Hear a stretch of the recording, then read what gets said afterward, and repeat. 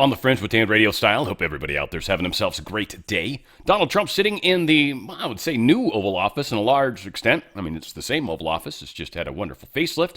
Beautiful gold everywhere, obviously. And, well, I don't know if we got what's the missing cup? From the third Indiana Jones, right? It's kind of funny, actually. They got all those cool, like mug type things. But we've also got all the presidents. Many of these guys have been taken out of storage and actually placed up on the walls where they should be, which is pretty cool. So Donald Trump has been doing a lot, certainly went out to the Asian areas. Malaysia, he just, I think, left recently. Got a lot to talk about in regards to that. Whole lot of stuff around the shutdown, whole lot of stuff around politics, elections, crap like that. And, oh yeah, we've got some good stuff with Scott Bessent and some of the stuff he's been dealing with China and all that. So we've got a really good show, and I think you guys are going to love this one today. I wanted to start off with just a little something. I heard, might have been 107, talking about Avi Loeb having a background in Israeli intelligence, which he kind of does. You got to dig in a little bit, but long story short, he comes from that world completely. And then to have him come out and work for Harvard, which is obviously a questionable area, and then to be saying a lot of the things that he's currently saying, I'm just going to suggest dude was part of Mossad at one point, so, just keep all that in mind. Here's kind of a cool video of an actual meteor coming in. I don't know if it's got noise or not, but pretty cool. Possibly space debris, could be a meteor, hard to say. Generally, space debris tends to have more trailing stuff coming in and less of a big, giant, glowy thing, but that certainly broke apart whatever it was. So, yeah, either way, that's definitely something from space. Not probably one of Avi Loeb's things yet. Nope, not yet. Maybe soon, who knows? Melissa is the new storm in the Bahamas area, I guess. It's close to Jamaica right now. Cat 5, we actually just had confirmation of that this morning. Not expected to get anywhere near the United States. Well, I guess close, sort of, but no land, no touching land, shouldn't. But this is the first time since like 1850 that apparently this largest storm has gone through Jamaica. So prayers out to people in Jamaica. This storm definitely is looking pretty crazy. That eye wall is very well defined. It is kind of weird how we've got a lot of explosive cloud stuff over here. It seems to be maybe, I don't even know, it doesn't even seem to be feeding in quite yet. I don't know, kind of curious. But this could be a huge tornado, or a hurricane, sorry. It'd be huge. Democrats are now threatening to lace Halloween candy. If a kid comes up dressed like Trump as their Halloween costume, they literally might hand them poisoned candy. I mean, I'm not trying to freak you guys out, but it's certainly something you probably hadn't thought yet. All right, so this is what we're doing. Okay. All right. This says, if I see any children dressed up in some MAGA type like costume, like this little worm, I'm going to be giving them my special hashtag fentanyl laced candy. Hashtag Antifa action. Okay, well, so for everybody, there you go. This shouldn't matter whether you're Republican, whether... Yeah, I mean, we don't need to hear the important parts, that this is a threat that's being made. If you don't know your neighborhood, if you don't know who's who or what's what, or if someone's actually crazy enough to do that kind of shit, and you should know who the nut jobs are, either A, don't have your kid go to their house, B, don't have your kid dress up like Trump, C, I don't know, choose some other option, but... Yeah, concerning to say the least. A lunatic arrested and charged after brutally attacking a man in an inflatable Trump costume. Literally, just this guy he claims that the dude hit him with a pole, this metal pole he was carrying, but whatever the case was, this dude went off on him, and he ended up getting arrested. Have a normal conversation, really? Yo, really? You're gonna attack somebody in a costume? Get the up! Get the You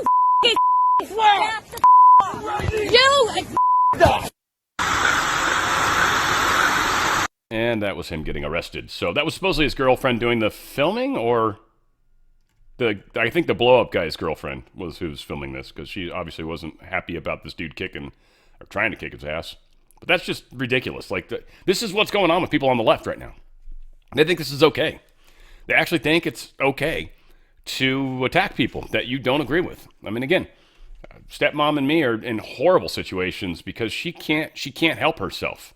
She just has to lash out. She has to say things. She has to try to hurt. She has to. She doesn't know how not to. It doesn't even matter that I'm her kid. Blows my mind. Never ever thought in a million years this would be the life I'm living, but whatever the hell. It is. It is. Politics has made people extraordinarily crazy. And I'm going to say this, man. My little brother, he's Republican. I don't like hanging out with him either. Dude's hardcore. Hardcore. Can't take it. Too much negativity, too much anger, too much. I can't take it. I can't handle. I'm in a stupid group text with the two of them. I can't stand it. Oh my God. It drives me insane. I don't hang out with people that are hyper political. I don't. You guys would be surprised, right? But Dan, you talk about politics. Yeah. But I'm not all consumed by it. I'm consumed by changing the world. And I see that happening. But yeah, the politics, I'm an independent. I've said it 1,000 times. This is insanity. Antifa retreats from Portland ICE facility after police dismantle the encampment. So they went in there. Apparently they had all sorts of supplies. Crazy, like medical supplies.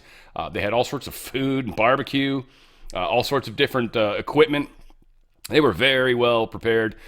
This has been since taken down, making it much more difficult for them to continue this crap. So at least maybe we'll see a small improvement going on in Portland. We'll see now that Trump is technically allowed to send in the National Guard, or at least California's National Guard. D.C. hit with a spate of shootings. 11 wounded overnight. This was, I believe, Friday into Saturday, which is very interesting because, Trump had been talking about how it's now safe. And they had since basically pulled the National Guard out. At least most of the national troops have been pulled out. And it's just gone back to D.C. Doing their own policing.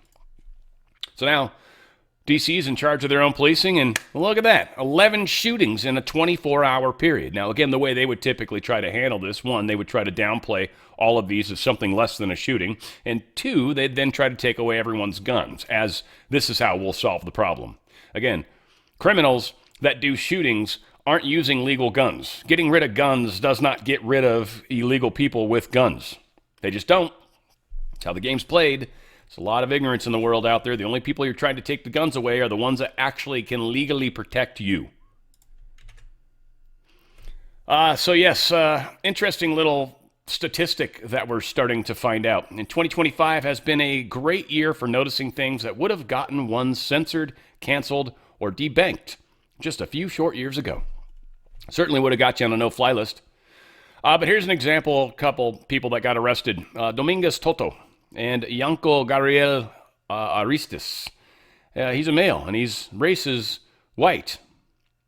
Here's Martin Santiz Ruiz, probably the correct way to say that. He's also listed as white when it comes to race. Both of these gentlemen are, they're brown in color, certainly look Hispanic.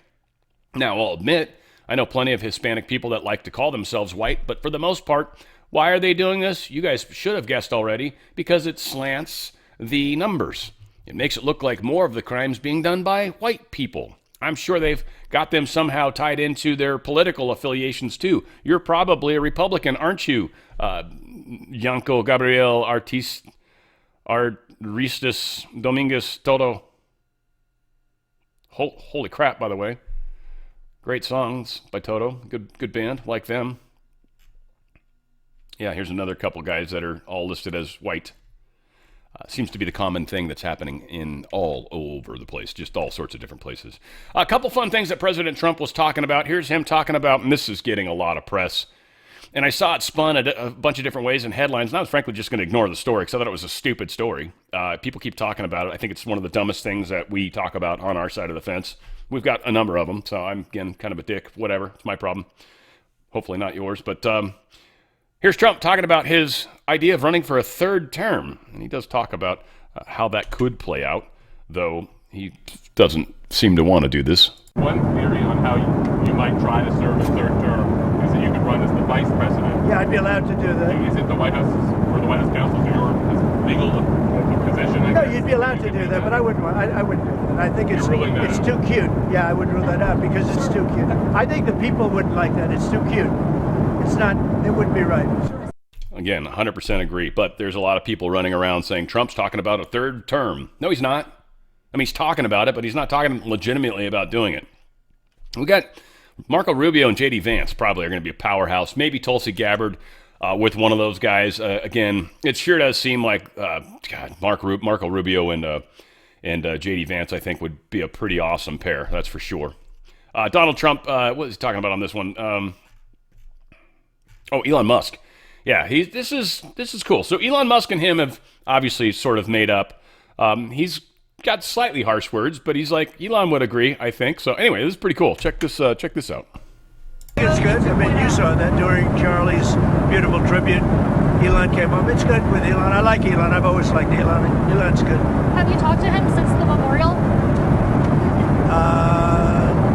On and off a little bit. Yeah, very little. Nothing much. Look, he's a nice guy. And he's a very capable guy. I've always liked him. He had a bad spell. He had a bad period. He had a bad moment. It was a stupid moment in his life. Very stupid. I'm sure he'd tell you that. But I like Elon, and I suspect I'll always like him. Pretty powerful stuff. And yeah, I mean, I'd be curious if Elon ever does come out and admit, yeah, it wasn't one of my finer moments. Like, that's all he would have to say. State Department officially has dismantled the Disinformation Agency. We talked about this back in April, I believe it was. The GEC, the Global Engagement Center.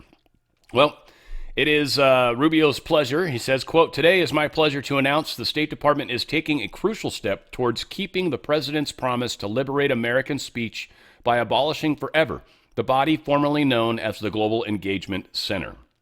Censorship industrial complex must be dismantled."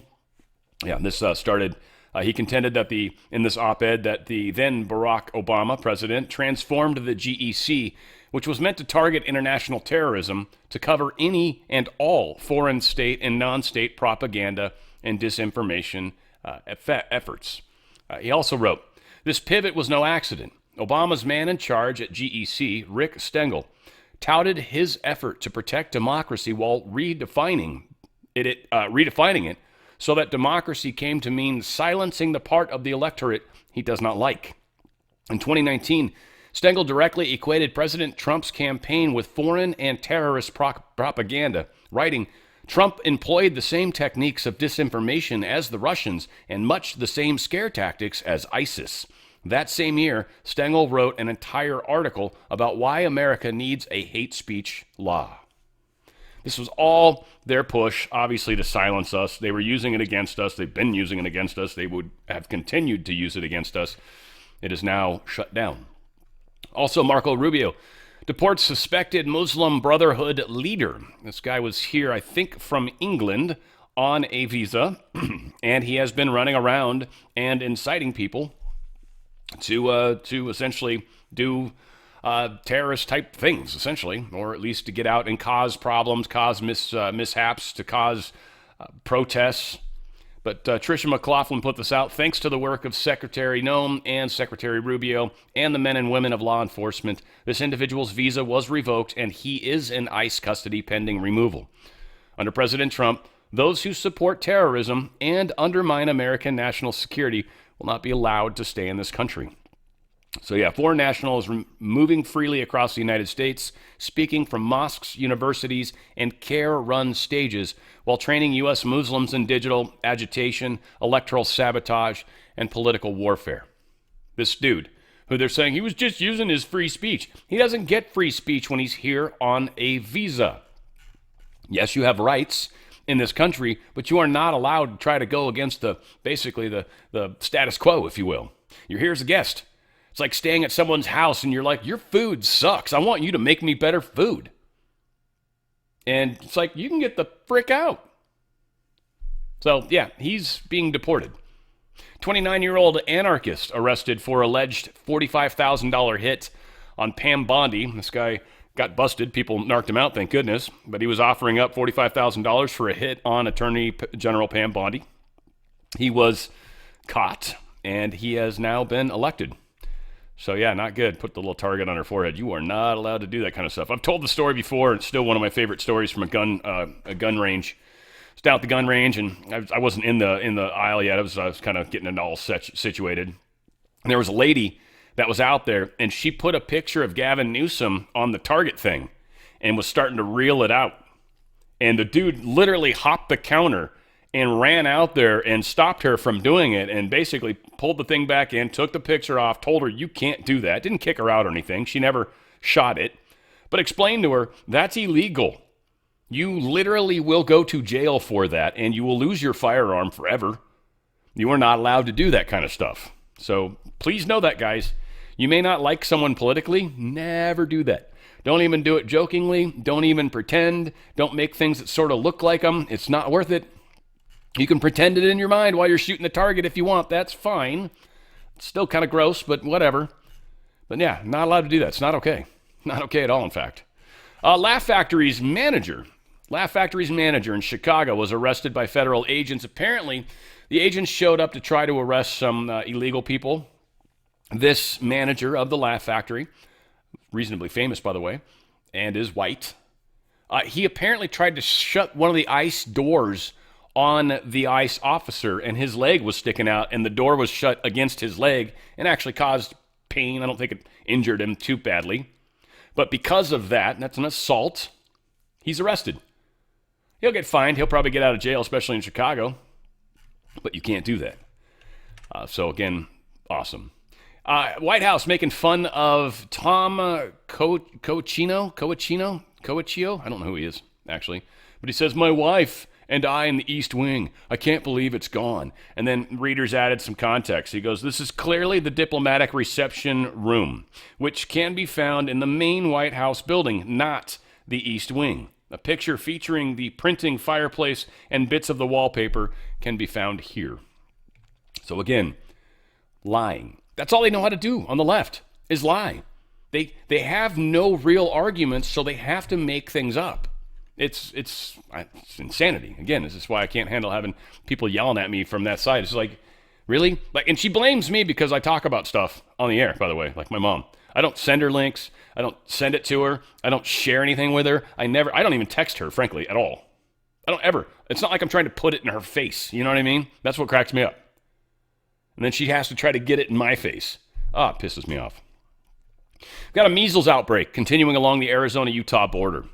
44 cases in this part of the country. And I found that to be very strange. Why are we having measles outbreaks in this very particular area? So it made me ask a question.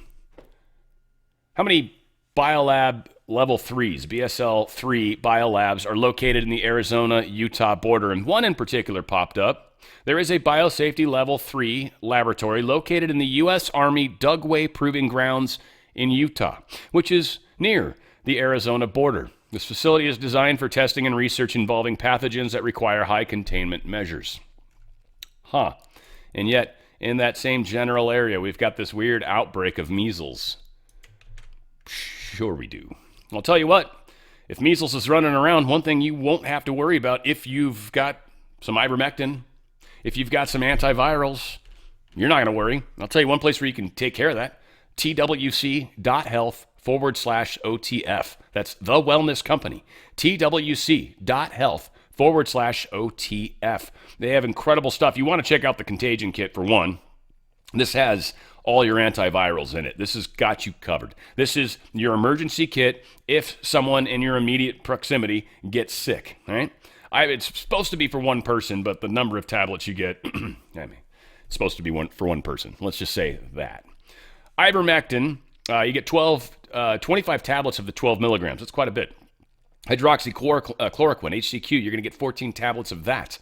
12 tablets of the azithromycin, which is an antibiotic, and it helps with these specific kinds of infections. You've got generic Tamiflu, you get 10 tablets of that. That's also another antiviral, right?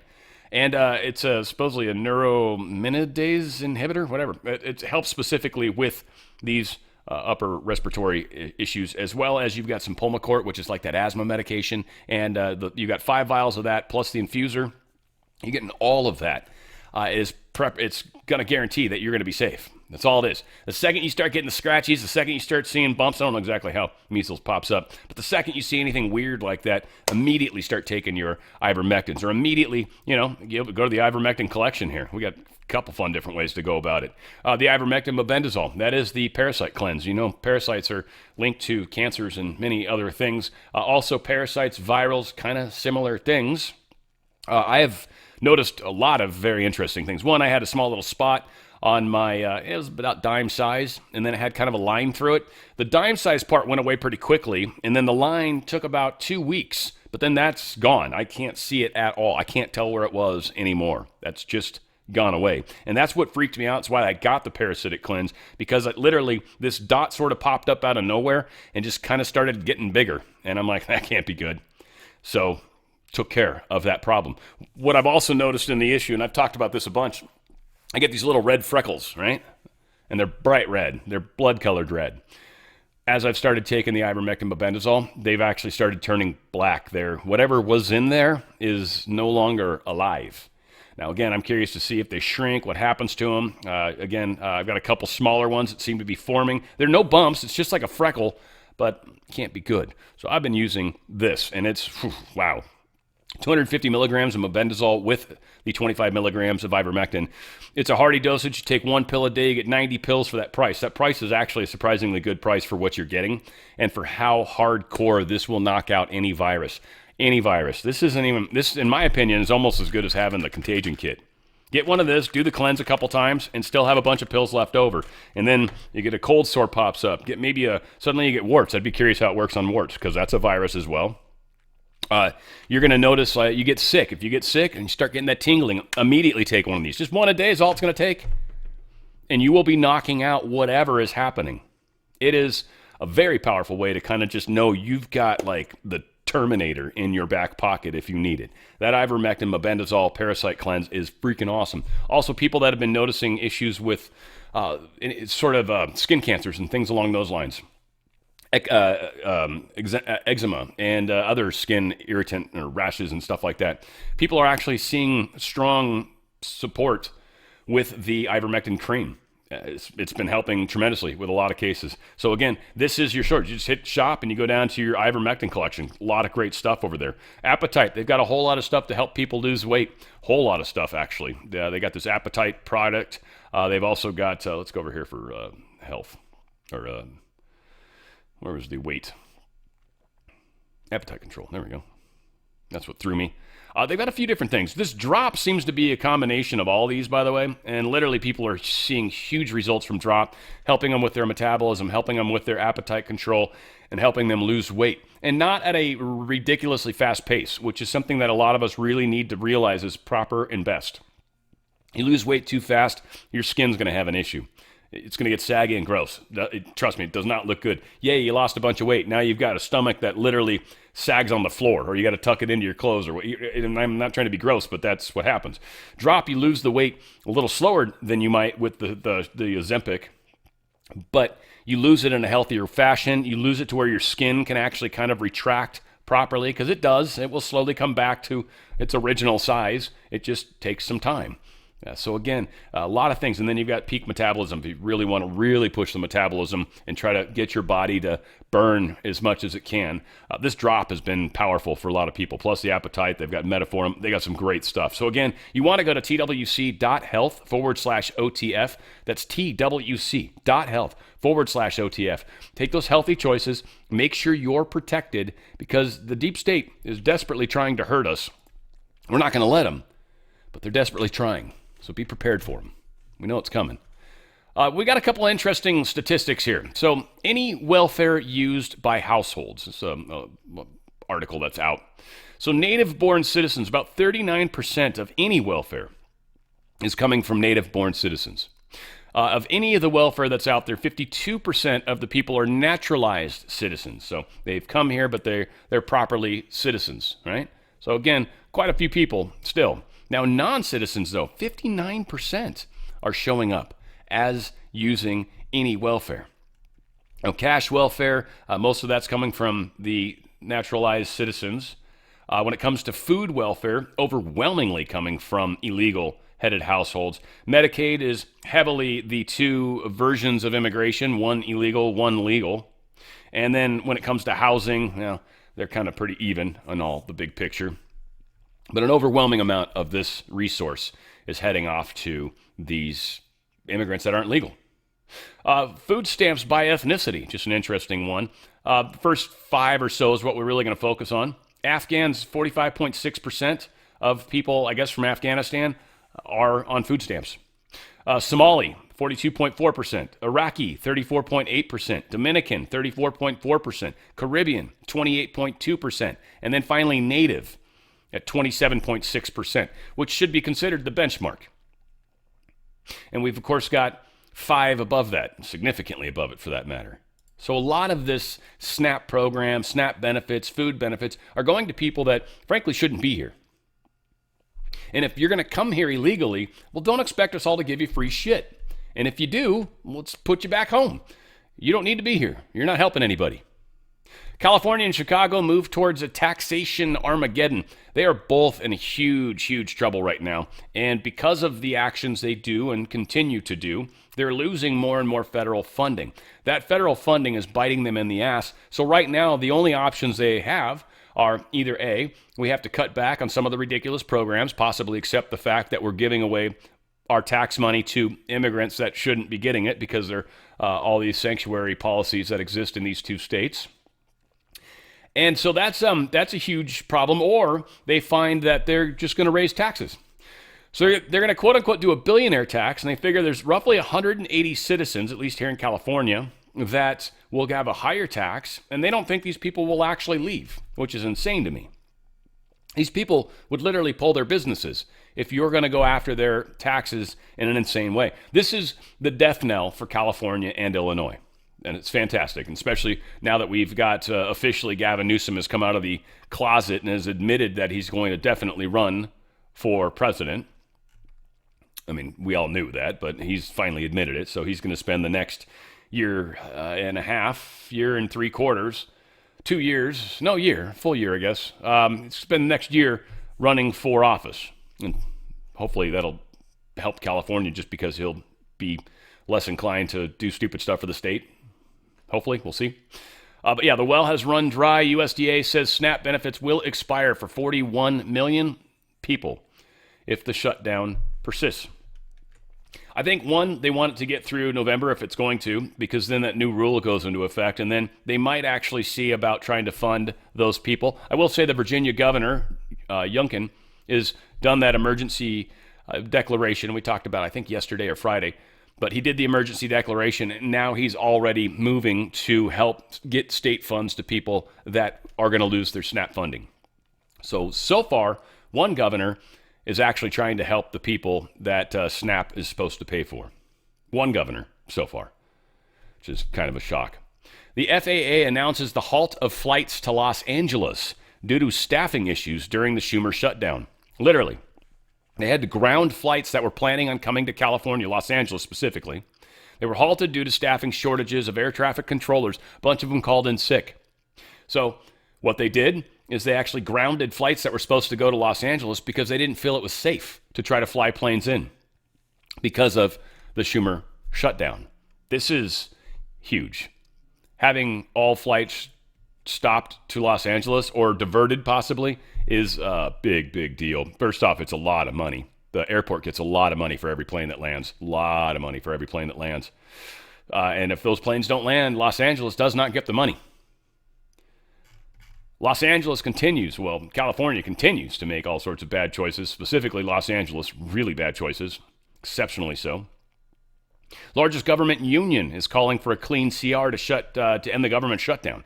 The American Federation of Government Employees, AFGE. Their national president, Everett Kelly, said it's time for Congress to immediately pass a clean, continuing resolution to reopen the government. No half measures and no gamesmanship, Kelly said. Put every single federal worker back on the job with full back pay today. The Dems are losing the fight. Speaker Johnson says the GOP is working on a plan to get things back to good. Last week, 1.4 million federal workers missed a full paycheck. Now, many of them are furloughed, and many more are deemed essential workers, those who are essential, for example, to keep the country safe. TSA agents we've discussed, and air traffic controllers and border patrol, and of course our troops. But so many of them now are going without pay. The families of military service members and the air traffic controllers and so many of these others are now at very real risk of missing the paycheck at the end of this month. The Trump administration has done everything possible to bend over backwards to try to find sources of funding within the federal government to be able to cover the bases, but it is getting more and more challenging with each day. The Democrats have now openly admitted, and you all had to cover it last week, that they're using the pain of the American people as their leverage. That was the number 2 ranked Democrat in the House, the Democrat, the minority whip, who said that, acknowledged it in an interview, that this is leverage. And Chuck Schumer himself boasted that every day of the shutdown gets better for us. That's his now infamous quote that he wishes he had not said out loud.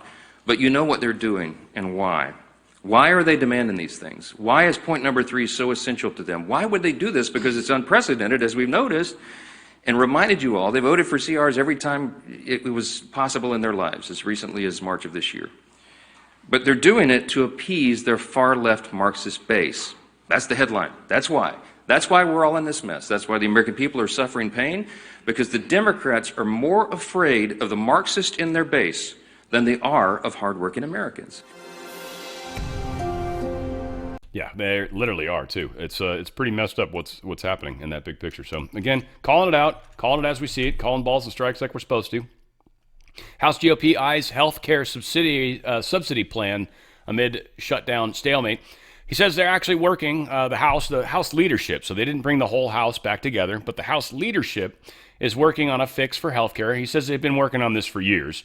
The Obamacare thing has sucked forever. They've had all sorts of stuff they've been working on forever. They've just never really had the ability to be able to pass it until kind of sort of now.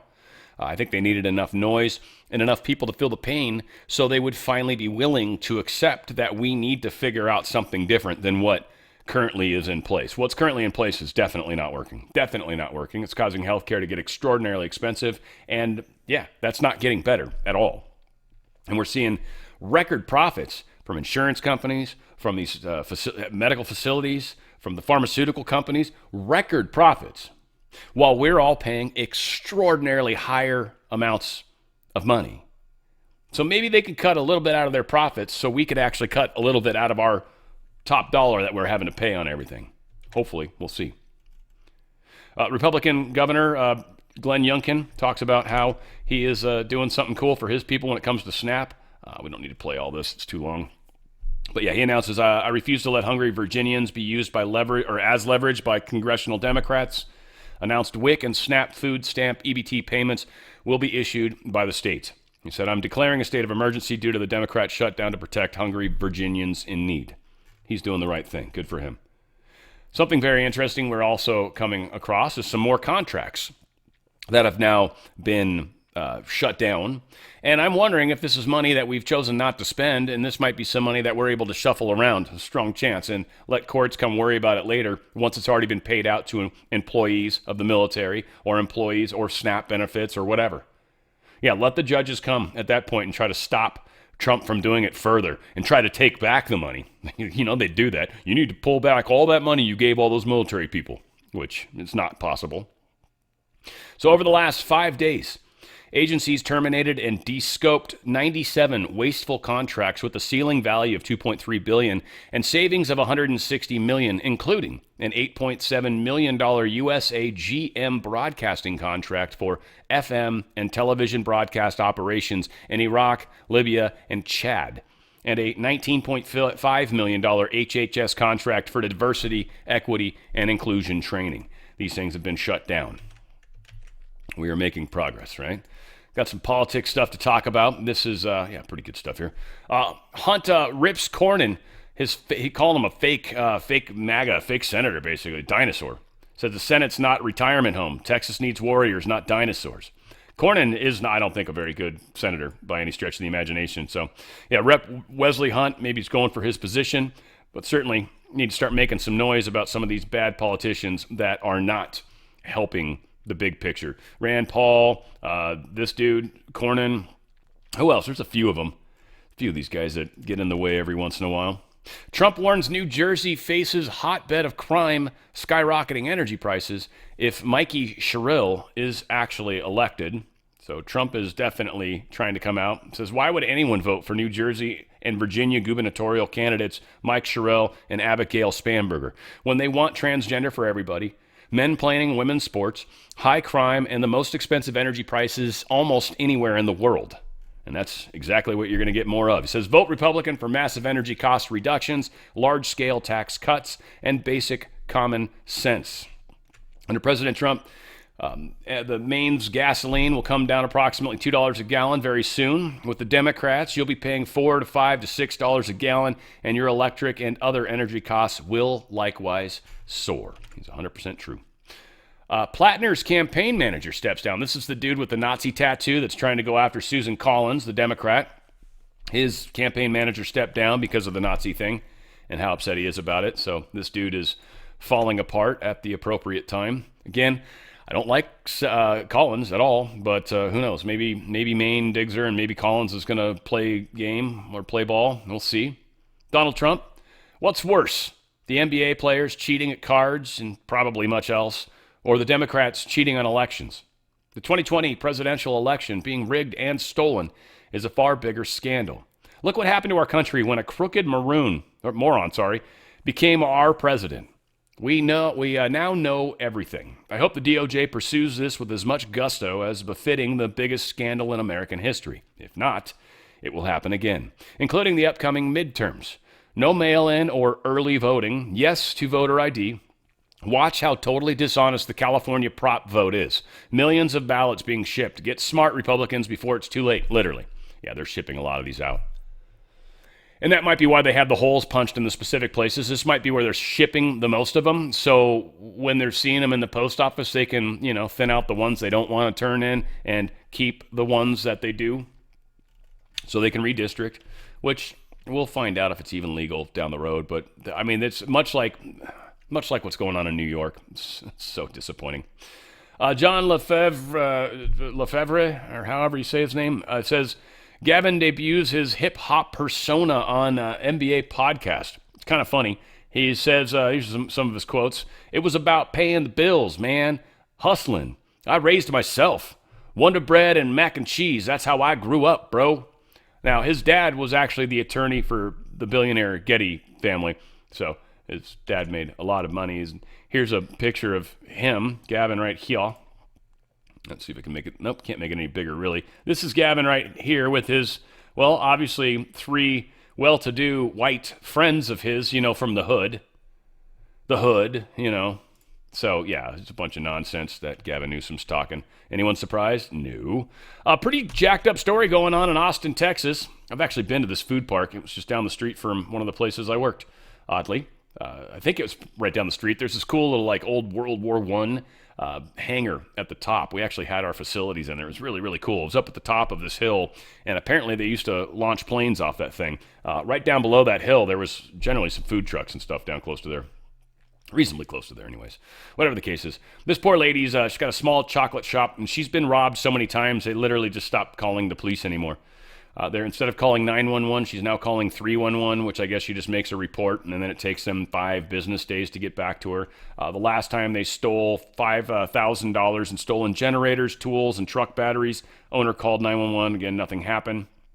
6 thieves cut cables, tore locks, and cleaned out the warehouse like it was a routine because it's in Austin. It is. I mean, it's a mess. The owners, immigrants who built the shop from scratch, now sleep in fear of another visit from the robbers. Austin's small business reality. Work 80 hours a week, get robbed on repeat, and be told by 311 to take a number. That's how the blue places work. Now, again, why isn't Governor Abbott doing anything about this? That's what my question would be. Here's more Speaker Johnson talking about Hakeem Jeffries endorsing Zohran Mamdani, which is just asinine. In politics, all of you noticed it over the weekend. We saw our clearest sign yet that this radical insurgent movement in the Democrat Party is succeeding. And they are ending what has always been known as the Democrat Party in America. After a months-long pressure campaign from the far left, House Minority Leader Hakeem Jeffries finally relented. He gave in, and he gave his endorsement to the socialist running to be mayor of New York City. The House Democrats have chosen a side. They were forced to by that far left that they're so terrified of, and they've shown the world what they really believe. There is no longer a place for centrists and moderates in their party.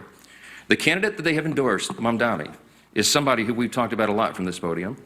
He has sympathized with Hamas and openly embraced anti-Semitic language. He has called to, quote, seize the means of production because he is a Marxist.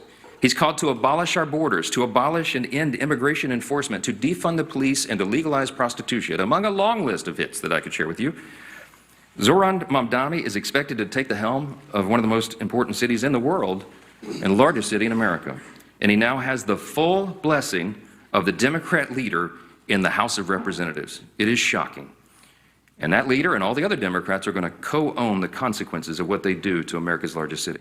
Yeah, I was talking to a guy at the gym, and he's like, he's so freaked out about Mamdani. And I'm like, bro, you got to let it happen, man. It's kind of like here in California. We got to let it happen. It's got to get bad enough so everybody sees it, and that's what's got to happen in New York. If you guys don't care in New York, and there's not enough people that care in New York, you guys are all about to get fucked. It's going to be awesome. There's no two ways around it. You know, it's not the majority of the poor people in New York that are doing this, because New York, I don't think, is overwhelmingly poor. It's just not. You can't live in the damn city and be poor. You can't. It's like living in California and being, quote, poor. Relative to who? Here in California, the poorest of people are probably making more than many parts of this nation. Rep. Anna Paulina Luna has pushed a ban dual citizens from serving in Congress. The only people who should be allowed to serve in Congress are American citizens. Make it happen.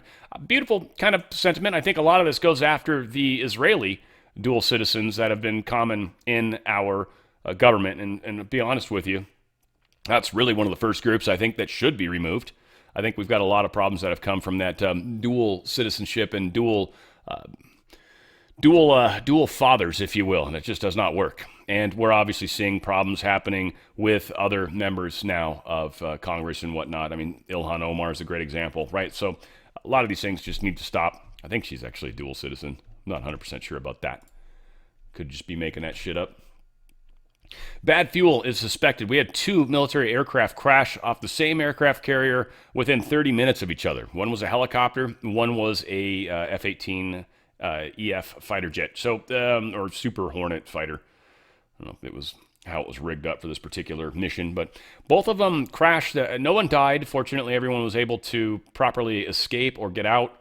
But yeah, not cool. The helicopter, at least it was engine failure, which gives it a chance to be able to put it down quickly. You've got a small amount of time where you can counter-rotate and actually put down a helicopter with reasonable ease. A lot of helicopter pilots have to practice that, so it's not, my understanding, it's not super, super hard to do. It's a little sketchy when you have to, though. It's never something you want to do. That's for damn sure. And the planes, too, jet planes don't fly real well when they don't have engines anymore. So they probably ejected on those, and we probably lost both those craft as far as that's concerned. So millions of dollars in expense on this. Trump is saying that they think it's bad gas right now. They don't think it's sabotage in any way, shape, or form. But I guarantee you they're looking into that. But if there's bad fuel, they'll figure that out. I'm not exactly sure how they do it. Probably test it, check the what do they call it, the octane or whatever they might have to do. I'm not sure again how they would do that. There's got to be some weird tests they can do on gas to find out if it's got water in it, or too much water for that matter. I think it can handle a little bit, but not much at all.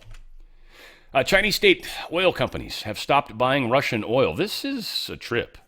Trump's little thing on Russia is actually having an effect. And the fact that China, and we're actually hearing India both, have actually put a pause on buying oil from Russia. This is causing oil prices to essentially go up because there's now this group of oil that can't be sold anymore. And the stuff they were selling to India, they were selling sub-price anyway, selling it low, and then India was processing it, turning around and selling it back to somebody else. So the fact that both those countries are getting on board with this is a trip. I want to play this. This was actually really good. Scott Bessent was on Face the Nation. She asked us some stupid questions. I feel Scott did a really good job answering it, but he covered so many important things that are going on in geopolitics right now that I felt like it was worth playing the, 10-ish plus minutes of this interview. I hope you enjoy it. I hope you get out of it as much as I did. I've actually watched it once already. I'm going to watch it again. That's how good it was. Check it out. November 1st was still on the table. Margaret, I think we had a very good 2-day meeting. I would believe that so it would be an extra 100% from where we are now. And I believe that that is effectively off the table. I'm not going to get ahead of the two leaders who will be meeting in Korea on Thursday, but I can tell you we had a very good 2 days. So I would expect that the threat of the 100% has gone away, as has the threat of the immediate imposition of the Chinese initiating a worldwide export control regime. That export control on rare earths, which is used in all sorts of electronics and automobiles, that'll be lifted? Well, it was never imposed. So they threatened to impose it in December, and President Trump, to give me and the trade team leverage, decided that it would be a good idea for him to threaten 100% additional tariff, and it did give us a great deal of leverage. President Trump's very good at creating leverage for us. This is the fifth meeting that we've had with the Chinese.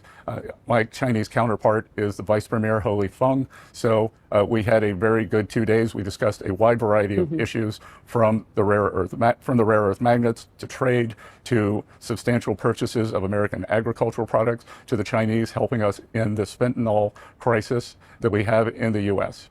On the purchases of American goods, American farmers have been hit hard by China's boycott of American soybeans that went into place after the tariff war began here. The administration's pumping at least $3 billion in financial aid to farmers to help make them whole, or at least offset the pain. Can farmers expect to sell their soybeans to China again, and when? Margaret, I'm not going to give you the details here, but I can tell you that the soybean farmers are going to be extremely happy with this deal for this year and for the coming years. A few weeks ago, there was a photographer who snapped a photo of you texting with the agricultural secretary about this.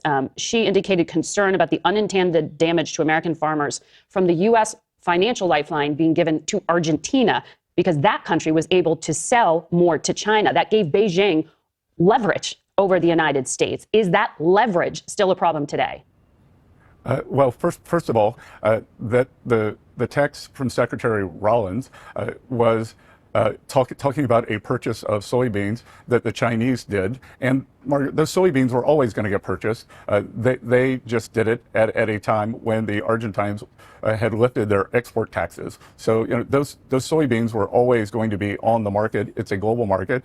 The three leading suppliers are Brazil, Argentina, and the U.S. And I believe that we have brought the market back into equilibrium, and I believe that the Chinese will be making substantial purchases again. So you dispute the idea that America hurt itself by giving this $20 billion lifeline to Argentina. Can you guarantee Americans they'll be made whole on that? Margaret, I can tell you that the Exchange Stabilization Fund has never lost money. It will not lose money this time. And we are not giving money to Argentina. It is a swap line, which the U.S. has done many times in the past, and we've never lost money. On the Chinese, I saw that you mentioned TikTok was discussed. Are the details of the president's executive order released in September, are those finalized? Has China agreed to give up control of the algorithm that determines what users see? Margaret, we reached a final deal on TikTok. We'd reached one in Madrid, and I believe that as of today, all the details are ironed out, and that will be for the two leaders to consummate that transaction on Thursday in Korea. Can you tell us any details of that transaction? Margaret, I'm not part of the commercial side of the transaction. My remit was to get the Chinese to agree to approve the transaction, and I believe we successfully accomplished that over the past 2 days. Over the past 2 days, did the U.S. make any concessions here beyond what we discussed with the tariffs? Are you dropping restrictions on exports of, for example, semiconductor chips, or restrictions on Chinese investment in the United States? There have been no changes in our export controls. When Presidents Xi and Trump are able to speak on Thursday, do you believe that the president's position here, his ability to negotiate a deal with China, is going to be hurt by the fact that he's been unable to get a deal here at home to reopen the U.S. government? Well, look, I don't think it's going to I don't think it's going to hurt. It's a global embarrassment what these Democratic senators are doing, keeping the government shut down. I mean, look at the numbers. It's 52-3, 52 Republican senators, 3 Democratic senators that come across the line. So I just think it's an embarrassment. Doesn't affect his ability on the international stage. Now, what it does affect, it's starting to affect the economy. It's starting to slow down air traffic. And I would urge moderate Democrats to be heroes, come across the aisle like they did in the spring and pass a clean CR. A continuing resolution just to fund the government without any add-ons. Does that mean when the president comes back to the United States, he's going to summon congressional leaders to the White House to end what you call the global embarrassment? I don't know what good it does to summon them to the White House. This is a Democratic-led boycott, and I'm just not sure what they're doing. What's changed between now and March, other than Chuck Schumer's poll numbers? And I think Hakeem Jeffries is now going to be primaried from the left, and I didn't think there was a lot of room over there. So both of them are worried about their primaries and not the American people, not the government employees, not our military employees, because we were able to pay the military employees from excess funds at the Pentagon middle of this month. I think we'll be able to pay them beginning in November, but by November 15th, our troops and service members who are willing to risk their lives aren't going to be able to get paid. What an embarrassment. Understood. We'll talk to Hakeem Jeffries later in the program. I want to ask you about what the president just announced in regard to Canada. Today, the president said he wants to raise tariffs on Mexico. Yesterday, he said he's going to raise tariffs on Canada by 10%. He blames what he called a fraudulent ad that featured Ronald Reagan advocating for free trade. It was put up by the province of Ontario. Is this ad really the issue here, or is it just a tactic in this negotiation? Does the president want the USMCA free trade deal renegotiated, or is he looking to do 2 separate deals, one with Canada, one with Mexico? Well, a lot of questions there, Margaret, but let's go to the first one. I've read that the province of Ontario is spending up to $75 million on these advertisements, and it's propaganda coming across our border, to decry the tariffs. So the Premier of Ontario seems to have come off the rails a little. He has taken the ads down, but what's the purpose of that other than to try to sway U.S. public opinion? We've seen I'm sure you at your network have decried election interference. Well, this is interference in U.S. sovereign matters. But is it really the premise for damaging negotiations with a top trading partner? Well, it's clearly damaged our relationship with the most populous province in Canada. When it comes to inflation here at home, the president said it's been defeated. But as you know, that core inflation edged up to 3% in September, less than forecast, hotter than August. But for people at home, they are seeing prices still high on furniture, energy, gardening, lawn care, apparel. Do you expect these things to cool off, and when? Well, it is cooling off because the core inflation number that you referenced was 0.2%, which is down from the previous sequence over the previous months. And you listed the things that are up, but we're seeing plenty of things that are down, whether it's energy and rents. Inflation is a composite number, and I think we are on a glide path to lower inflation over the coming months. Lower inflation, but not necessarily that Americans will look around and things have gotten cheaper. Margaret, again, there's affordability and then there is inflation. So some of the things that can get cheaper, rent has gotten cheaper, mortgages have gotten cheaper. We are at, I believe, an 11 or 12 month low on mortgage rates. Mr. Secretary, before I let you go, I want to ask you, the U.S. sanctioned Russia's top oil and gas companies this past week. But Vladimir Putin's envoy, who is here in the United States, Kirill Dmitriev, I know you know him, said the sanctions will have, quote, absolutely no effect on Russia's economy. They will simply lead to higher prices at gas stations in the United States. Is Dmitriev wrong? And when will Russia actually feel the pain? Well, I think Russia is going to feel the pain immediately. I can tell you that we've already seen India has done a complete halt of Russian oil purchases. Many of the Chinese refineries have stopped. And, Margaret, are you really going to publish what a Russian propagandist says? I mean, what else is he going to say? That, oh, it's going to be terrible and it's going to bring Putin to the table? Of course. The Russian economy is a wartime economy. Growth is virtually zero. Inflation, I believe, is over 20%. And everything we do is going to bring Putin to the table. It's oil that funds the Russian war machine, and I think we can make a substantial dent in his profits. I understood you had some competing noise there, but just to be clear, Dmitriev is in the United States because sanctions were lifted on him to conduct meetings here, including with President Trump's envoy, Steve Witkoff. When you say he's a propagandist, do you mean that we shouldn't listen to anything he says? What do you think is going to happen to him if he goes back home and says the good Lord, what if he'd said on TV, this is terrible. President Trump just did the right thing. This is a maximum pressure campaign that's going to work.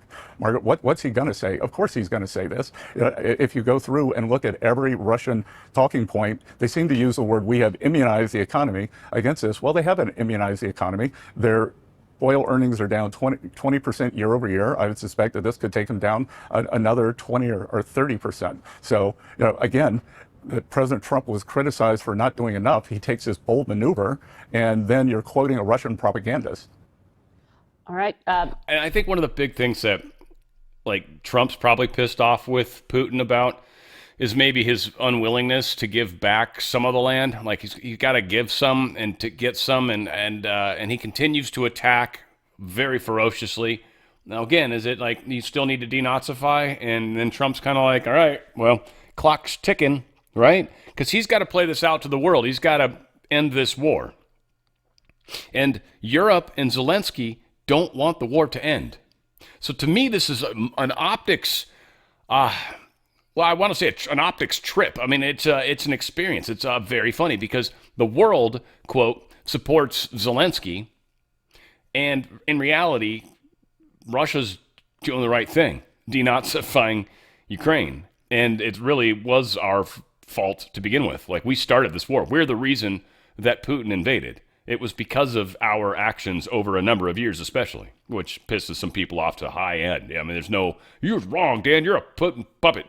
No, I'm just someone that actually understands what's happened in the area and how much we played a part in the color revolution and the switching of their entire government.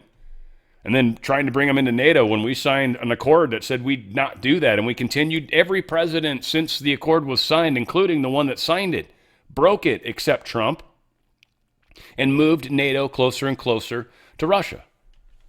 So there's so many things that happened. And then the whole Zelensky mess and it's the corruption finally won. And the United States bought another regime change. So with the 100% tariff, Trump threatened on China taken off the table, with the fact that China and India both are not actually buying Russia's oil. The pressure for Russia to come to the table is pretty extreme right now. Now, Viktor Orban is one person who's struggling with this. I know we'll talk about it shortly, and I know Trump loves him, so I don't know. Maybe that's just allowed to play out slowly.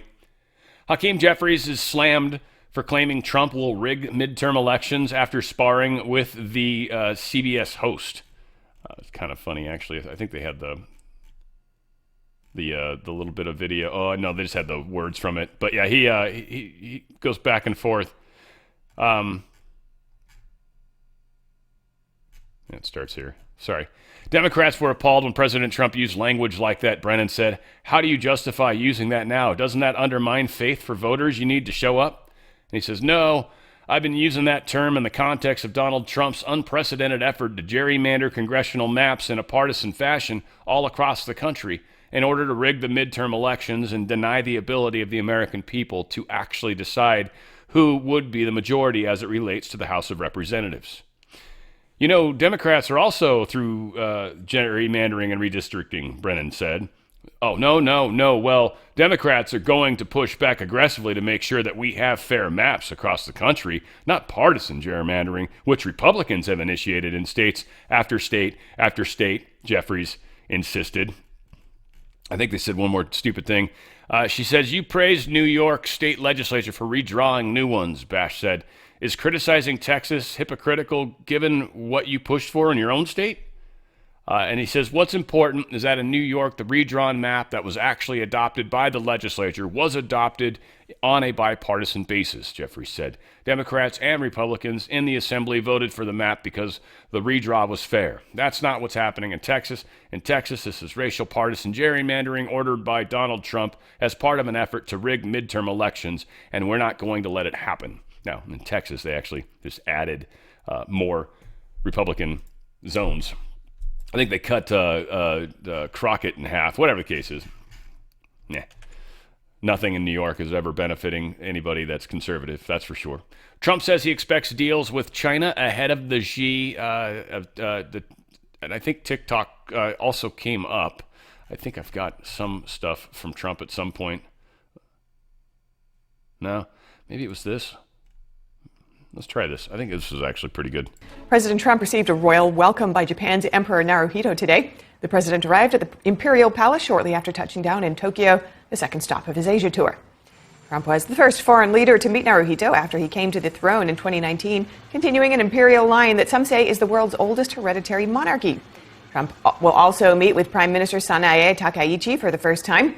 It's a critical meeting for Takaichi, who wants to calm trade tensions.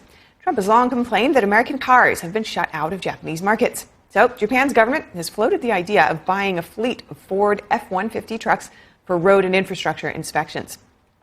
President Trump discussed a variety of topics aboard Air Force One on the way to Japan. You guys have a very interesting couple of days. We have Japan, and then we have South Korea, but we have China coming, and it's going to be very interesting. I have a lot of respect for President Xi, and we are going to, I think we're going to come away with a deal, but I really feel good. Our country's doing so well economically. It's doing so incredibly well. Are you planning to sign the final deal on TikTok on Thursday? What do you think? We might. That'll be one of the things we're discussing. Somebody reported it's been approved recently. I mean, we got an original approval from President Xi. I expect we'll have an approval, but I'd rather wait till a couple of days to let you know. I haven't mentioned it. I haven't said anything, but I'd love to meet with him if he'd like to meet. I got along great with Kim Jong-un. I liked him. He liked me. If he wants to meet, I'll be in South Korea. I just had a good relationship with him. I would love to see him if he wants to, if he even gets this message. Wall Street reacted positively after Trump said he expects to reach a trade deal with China. S&P 500 futures jumped nearly 1%, while NASDAQ futures climbed 1.3%. Trump said he was open to extending his Asia trip to meet with North Korean leader Kim Jong-un, as you just heard. Meanwhile, South Korean officials were skeptical of such a meeting. The president also commented on highly skilled foreign workers needed by some factories. Trump says they will be brought into the U.S. in some instances, such as training factory workers to operate complex machinery. Trump also discussed Russian missiles aboard Air Force One. Russia said this week that they tested a new missile that can go more than 8,000 miles. Is that saber-rattling for you? What is it? What is that? They know we have a nuclear submarine, the greatest in the world, right off their shore. So, I mean, it doesn't have to go 8,000 miles. And they're not playing games with us. We're not playing games with them either. Putin said yesterday Russia had successfully tested a nuclear-powered cruise missile. Moscow says it can pierce any defense shield, adding that the missile flew over 8,000 miles. Trump said today that Putin should end the war in Ukraine instead of testing a nuclear-powered missile. The president also said he recently had an MRI done and that the results were perfect. God, she covered a lot. Good job. Yeah, needless to say, they Trump basically is like, yeah, so what? We got nuclear missiles literally just sitting right off his coast right now. Like, he's not going to be able to stop them. Those are basically short range at that point. It doesn't matter. Yeah, great. You can shoot them really far. You don't need to be able to. Argentina markets soar after President Javier Milei won his midterm. It's huge, huge thing going on over there. So thank God. And obviously the money that the Treasury set up for this this transaction fund or transfer fund or whatever they call it, but this guaranteeing essentially of their currency as a backing. We basically put $2 billion aside and said, look, if for some reason you guys need to dip into this to buy more pesos or whatever you got to do, like let's make sure you can stay viable, right? So it's pretty cool what we did. A lot of people tried to make a big deal about it. Really, $20 billion in the big picture is not a lot of money, and considering we're helping a country not be reliant on the central bank, that's a big deal, right? This gives Argentina an absolute chance to do the right thing, and yeah, so this is a pretty big deal. Whoops, pretty big deal indeed. Oh, and I wanted to check the markets though. This stock market's kind of up a little bit. They're all stoked about the China stuff, and hopefully a good deal comes. That should help the stock market. Gold and silver taking a kind of a crap, which is cool. Again, no biggie. There's been so much volatility there, and it's going to pump back up over 50. A lot of people are saying it was going to round out at 50. I was figuring it was going to keep kind of trending, but yeah, it seems like 50 is going to be the new marker. But when you think about how much it bounced, the next bounce is going to be big. And that's where many people are suggesting it's probably going to get somewhere into the 75, 80 range, silver at least. And gold's probably going to, well, people are saying 6,000, 65. I mean, I've heard talks higher. I've heard crazy talk of 10,000, but I think that's further down the road. I think there's a few bumps in the road that are going to happen that are ultimately, like Q says, the Fed is, the gold is going to destroy the Fed. Look, if you're in a 401k, this is the best time to get out. Literally, the prices have come down a little bit. You can take advantage of that. Stock market's kind of on the up. Take advantage of that. Get out while the getting's good. Inflation's still happening. Scott's talking about certainly getting better, but you're still losing 3% in this case of your money just this month. Like, you're losing money month over month, year over year. You're losing buying power, and that's what it comes down to. They're making smaller package sizes. They're doing all this stuff to try to make it seem like it's not as bad as it is, but ultimately it's not good. I want you guys to go to drslikesgold.com. If you've got a 401k or an IRA, drslikesgold.com. You can get out cash-free, penalty-free. They move it sideways. If they give it to you in any way, shape, or form, that's paying out, and you're going to get penalized and taxed. So you don't want to do it that way. So what you do is you move it sideways into a precious metals IRA. So you take what you've got and you buy as much precious with it as you can. They do this for you, frankly. This is why there's so many wonderful steps, and they're so awesome at helping. And you get physical metal that are put into a trust. That now becomes your retirement, your IRA. And what it does is it protects the value, the buying power of what you have right now. However many dollars that equates to, right? That's $100,000, $200,000, $50,000. That's how much buying power you have. $50,000, you could about get a car, like a crap car, right? I could buy a brand new crap car for $50,000. If you transitioned that into precious metals, that precious metals would hold the value, and down the road, however long it might be, year, 2 years, 3 years, depending on where we finally get out of this mess, you'll be able to buy a crap new car with that. It'll still be worth that much. It holds the value. So it's the same. If you could buy a house, you'll likely still be able to buy a house with the value. That's how it holds out. Back in the day, 1920, 1930, 1 ounce gold piece, you could buy a fully handmade tailored suit. Today, with a 1 gold piece, you can buy a handmade, fully tailored suit. It's the value. You don't get rich on it. You don't do this to get rich. There's maybe a little cook that might happen in the silver, but you don't do this to get rich. You do this to protect. We're going through crazy times. They're making it sound like it's not, but we have to transition out of the Federal Reserve, and he's going to do it as safe and sane as he can, and hopefully it goes really well. You'll be protected no matter what.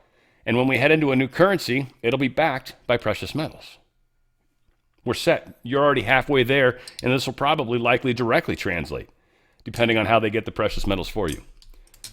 Go to drslikesgold.com, drslikesgold.com. Protect yourself.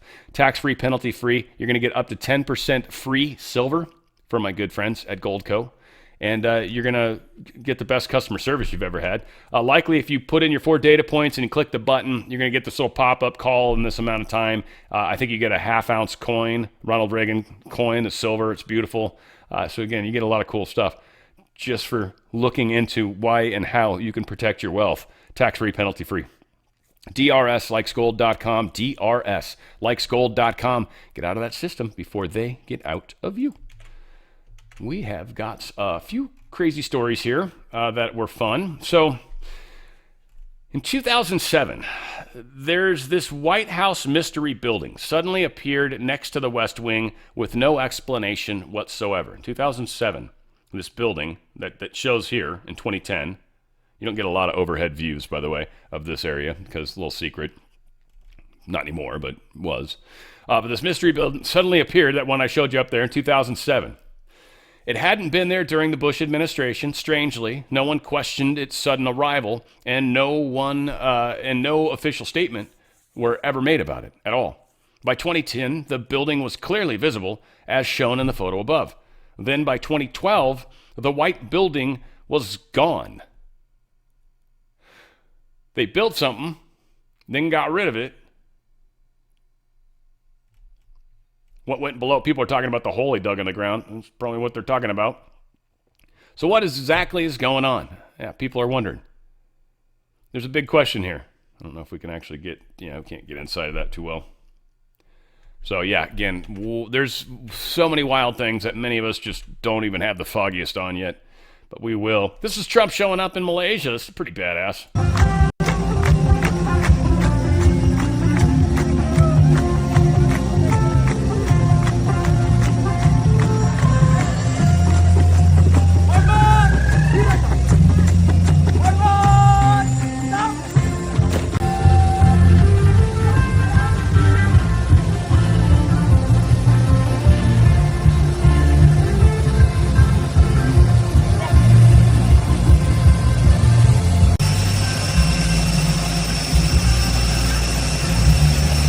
Yeah, he was doing the other version of Aloha on that. He was going, not coming, sorry. But whatever the case was, still cool.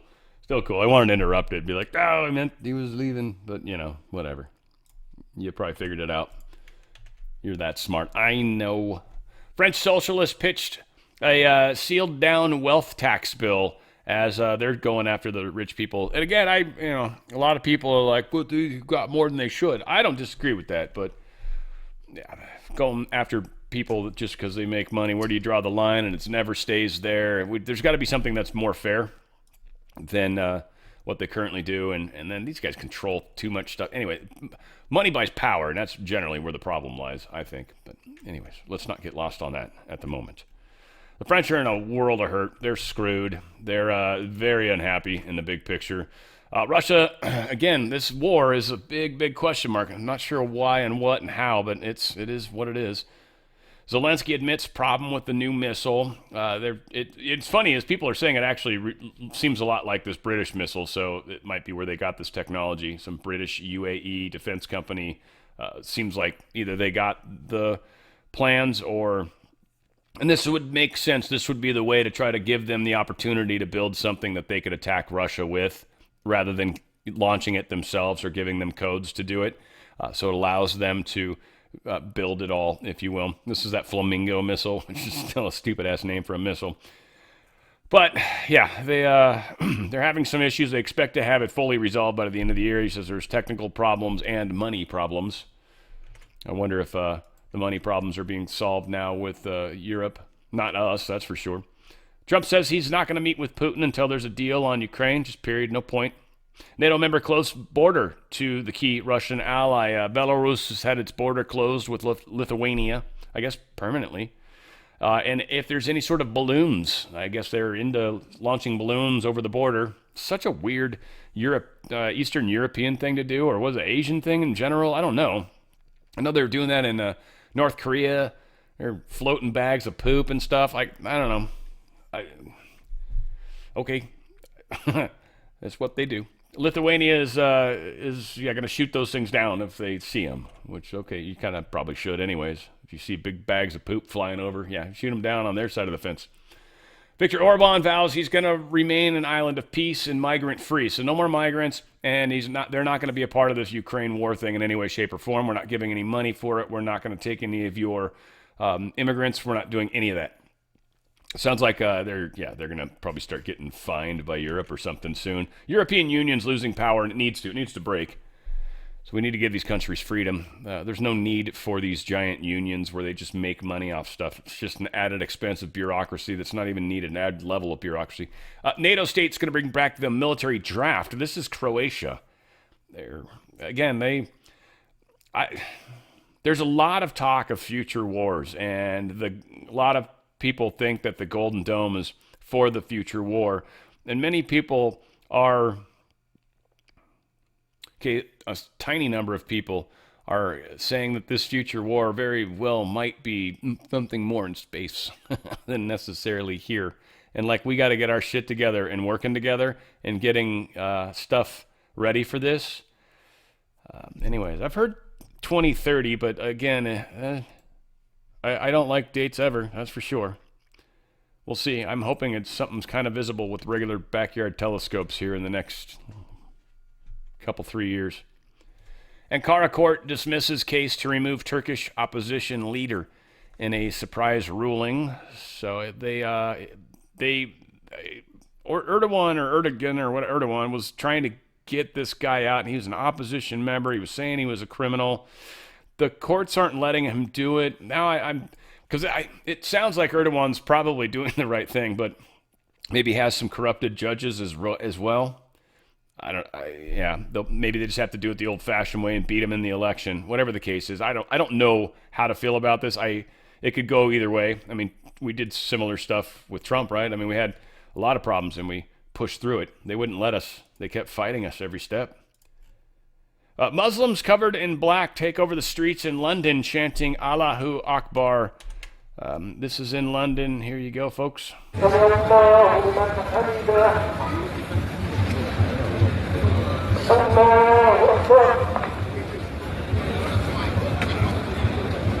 Okay, that's enough of that. But it's odd, right? Because you can't even like utter prayers, can you? In England, like you can't say things, but you can say God is great and all that stuff. Like, why is it okay for them to do it? They don't get arrested. A big group of them come in, cops. Come in with your paddy wagons. That's what they'd say out in the East Coast, really. But Hormel's recalling 4.9 million pounds of chicken possibly contaminated by pieces of metal. Reasonably large pieces. People have found them. That's how we found out about it. And so this recall is, and this is the items affected. I'm just making sure you guys know this. Sold under the Hormel Fire Braised label. They were distributed nationwide between February 10th and September 19th, 2025. Some giant-ass range. If you use this brand, Hormel Fire Braised, yeah, it's probably got possible metal in it. Hey, probably possible. So that's enough wiggle room to get through any legal hasslings. Oh, this is the last one. I didn't drop all the crap at the end. I just wanted to show this. I thought this is weird as hell. They've got this new technology. This is kind of like almost medbed stuff, kind of almost. So, you know, billionaires, they do all these biohacks in their lives, and they try to live forever, and for the most part, they do. And so they've got all these cool little things they buy or have access to that are extraordinarily expensive. Well, this guy said, you know what, I'm a billionaire, and I like this, and I want other normal, just non-billionaires to be able to enjoy it, so I'm going to create this place called Upgrade Labs. He created it back in 2017. $189 a month. I can't imagine that's still what it costs, or it's got to be in Texas. It's just Austin, Texas, I guess, so that makes sense. Joe Rogan probably goes. But I don't know if he's in Austin. Is he in Austin, or is he? Anyway, doesn't matter. $189 a month, facilities, and they offer all these just like advanced recovery tools designed to speed healing, boost energy, and help you look and feel your best. So the one that tripped me out the most is this one, the Big Squeeze. It's got a fancier name. I think it's the Balancer Pro. But they red face you, which is supposed to be really good for you or whatever. But then you put on this like air compression suit, and it like compresses different parts like at different timings and squishes you and just basically like rolls you like a tube of toothpaste essentially. And it tries to move the stuff out of your out of places like your lymphatic system, basically trying to move some of these fluids and stuff that get into places they shouldn't. Obviously down in your lower extremities, getting those up into your upper extremities so they can finally be washed out through your kidneys or whatever, right? Like it helps you actually get rid of a lot of that stuff. So it's kind of cool in that I feel like for you guys that are medbedding, thinking like this is moving in that direction, guys. This stuff, and this has been here since 2017. So maybe there's some interesting stuff that's coming out that some very rich people will give access to. Not everybody should not have these opportunities. So yeah, they got just crazy shit and all sorts of stuff. I didn't. Dude's like 112, I think, or whatever. Oh, what is this? Asian in a bottle? That's fantastic. Get one of those. Get one of those for sure. All said, yeah, crazy stuff going on, guys. Here we got a lot happening, a lot changing in the world, and I think, we'll be talking about it every day. It's getting rather exciting, I think, for me, knowing that we're heading into a very exciting time. October was maybe not as red as I was expecting, but I think quite a bit happened. Some definite arrests happened that are sort of significant, and the ball is moving. The shutdown happened, which is a red kind of thing, maybe even almost a black swan thing. We'll see. I mean, the government's still not open. That's kind of huge. If they go much longer, they're risking a lot. I mean, especially when we're going into the open enrollment. That's the biggest problem. I don't really think the Democrats can keep this going more than 3-4 days. I just don't. Or this is never supposed to end.